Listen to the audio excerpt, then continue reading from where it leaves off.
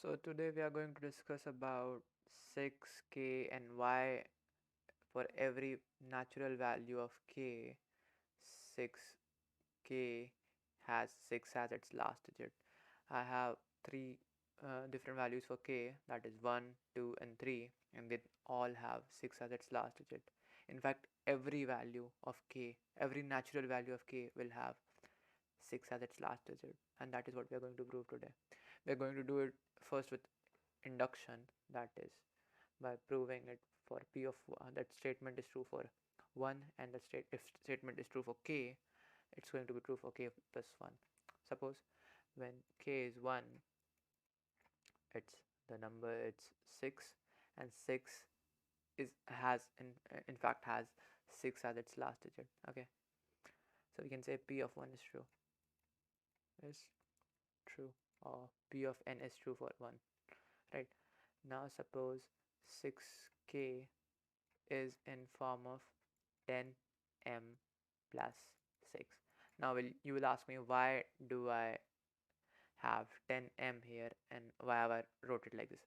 So 10m will always have 0 as its last digit, because any multiple of 10 has 0 as its last digit, and 0 plus 6 will always 0 plus any number will always be equal to any number, or 0 if it's less than 10 or 9. Okay, it's equal to or less than 9.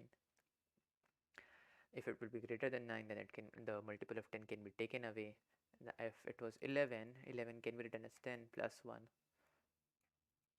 right? And so 10 will become a multiple of 10 will be added into the multiple of times 10 times m plus 1, because this will come and add up with 10, right?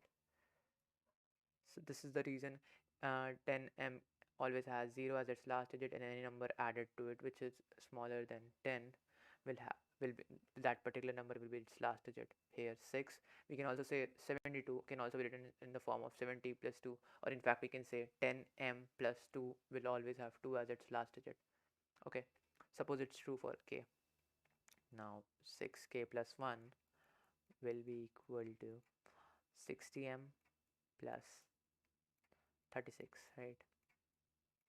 36, and this can be written in form of 30 plus 6.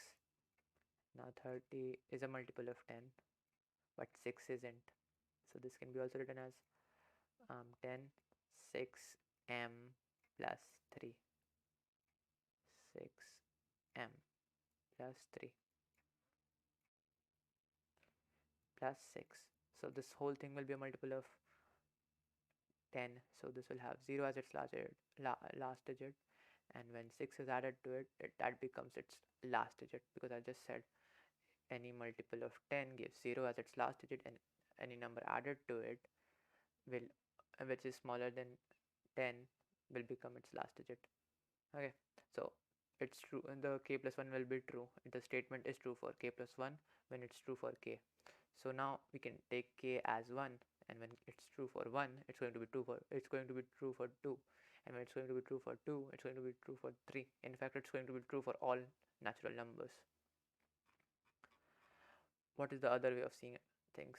We can say 6 is equal to 10m plus this is the same thing, we're just doing it in a different way. It's almost same, it's nothing, you can just leave now. This was the proof. Now we can say when m is 0, this case is true when m is 0, right? 36 can also be written as 60m plus 6. In fact, we can ignore this part.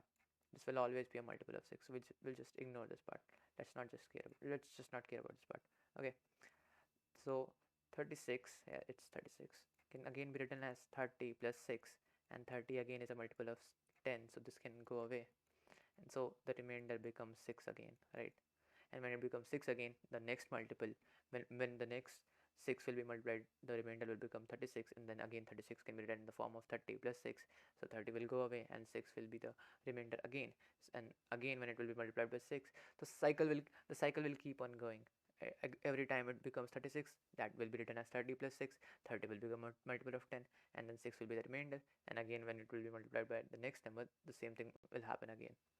The next multiple of the next 6. Okay,